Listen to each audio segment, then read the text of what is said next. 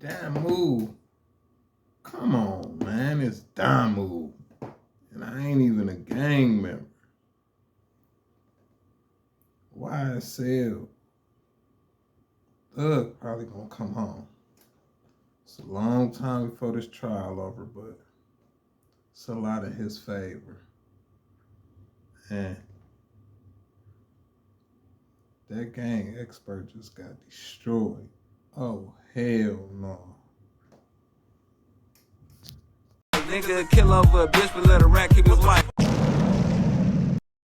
Yes. And did you do anything in preparation to say, I want to make sure my testimony is accurate? I did. But you never bothered to Google music? Well, no, I didn't.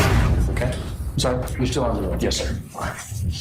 Now, yesterday, I think we left off talking about training. Are you an instructor? I am. And what courses do you teach? I teach a variety of courses regarding gang investigation and prosecution.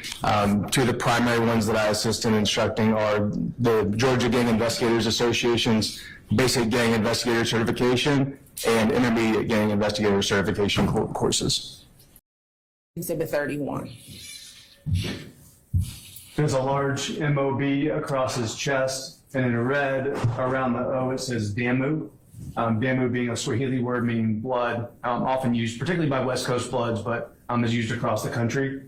He has 5 red 5-point stars across his chest, and I don't believe you can see it in this picture well, but he has Pyru tattooed about right here, just under his chest. And what's the significance of Pyru So Pyru is the name of the gang that I understand that he claims. that he claims? Now, how long have you been an investigator just generally? I've been a detective since August of 2012. Okay. And when did you get assigned to the gang unit? In August of 2009. All right.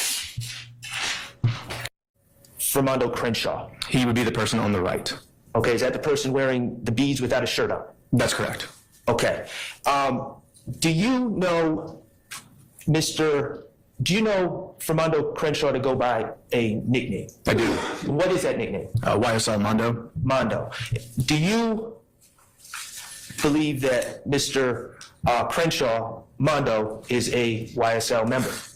I do. Okay. In your investigation, did it reveal that, and to your knowledge, he was a founder of YSL? He does claim to be a founder of YSL. Is Mr. Crenshaw still alive?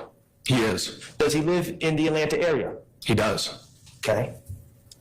And this founder of YSL who lives in the Atlanta area, is he charged on this indictment? He is not. Was that your decision? I did not draft the indictment.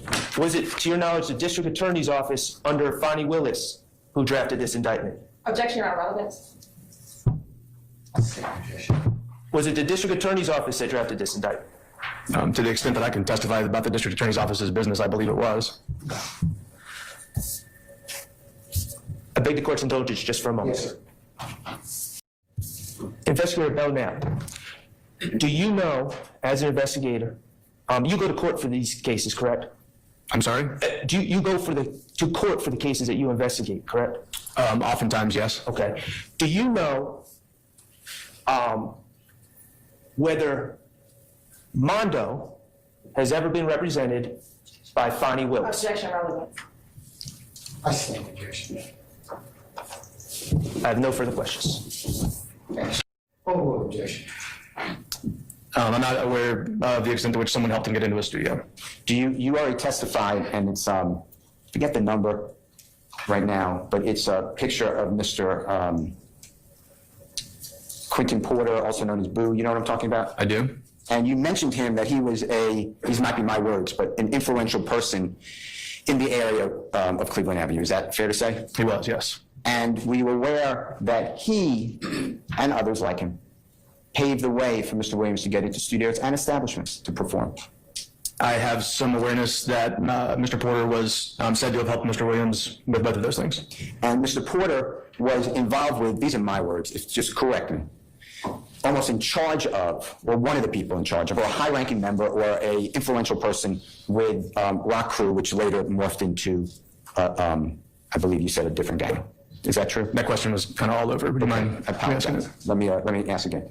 Mr. Quentin Porter Boo, he was one of the higher leaders, I don't know if that's the right word, but so you correct it, of Rock Crew for a while. Is that true? That is true. Okay. And Rock Crew might have been different areas, but it had kind of like the neighborhood in Cleveland Avenue is what you told the jurors. Is that fair to say?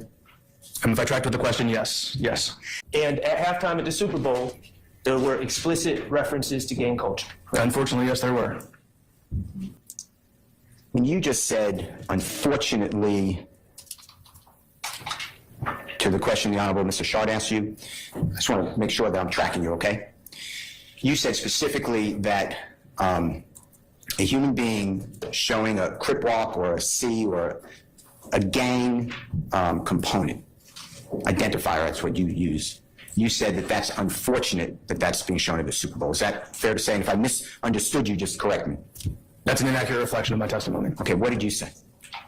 It's an accurate question, a reflection of the question, actually, that I was asked. Explain what you said, and I think your word was unfortunately. I did say unfortunately, and what I found through my experience, what a century of research has shown, what the community at large recognizes, is that criminal street gangs are bad. They're bad for society, they're bad for their victims, they're bad for the communities that are plagued by them. They're even bad for the members themselves. At some point in many gang members' lives, they realize that. Many of them step away from that life. Others aren't given that opportunity. So to the extent that the largest musical stage in the world provided an opportunity to present gang identifiers in a way that could be seen as positive, I see it as a net negative for society as a whole. But there is absolutely nothing illegal about me going on the Super Bowl halftime show and doing this with my hand, like a C is what I'm trying to do. Is that true? There's nothing illegal about that. And there's nothing illegal about me going on the halftime show at the Super Bowl next weekend, or this weekend, I guess, and doing something like that, like a B, right? There's nothing illegal in that act. And the fact that you find it, and I'm not criticizing you at all, but the fact that you find it, my word is repugnant, that's the difference between America and, like, let's say, Russia, right? Okay? We're going to talk about a couple of posts if the judge lets me, okay? Okay? All right. Mr. Stevens, please don't do that. Now, let me ask you this.